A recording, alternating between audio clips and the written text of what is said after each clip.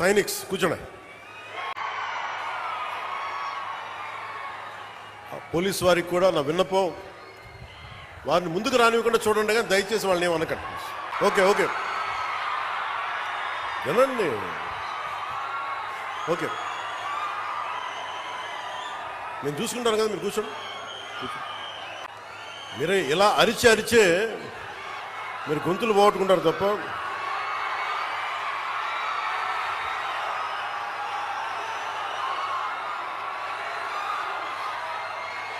Okay, అక్కడున్న యువతంతా దయచేసి barricades నుంచి ముందుకు రాకండి. ఇలాంటి పరిస్థితులు ఇలాంటి పరిస్థితుల వల్లే మీకు కూడా చెప్తున్నా, ఇలాంటి పరిస్థితుల వల్లే ప్రధానమంత్రి గారు కూడా రావడానికి ఆలోచిస్తున్నారు నేనున్న సభలకి. ఇది చప్పట్లు కొట్టేది కాదు, ఇది చప్పట్లు కొట్టేది కాదు. ఎందుకంటే ప్రధానమంత్రి గారికి ప్రపంచమంతా శత్రువులు, ఏ మూల నుంచి దాడి చేస్తారో తెలియదు.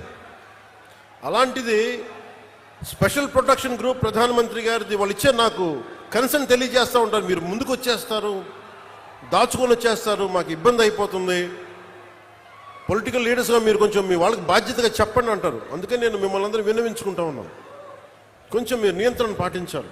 ఉత్సాహం మంచిది, కానీ మీకోసం పనిచేసే నాయకులందరికీ కూడా టార్గెటెడ్, గుర్తుపెట్టుకోండి, నాతో సహా. That's why you have to maintain certain security protocols. అది దయచేసి అర్థం చేసుకోండి.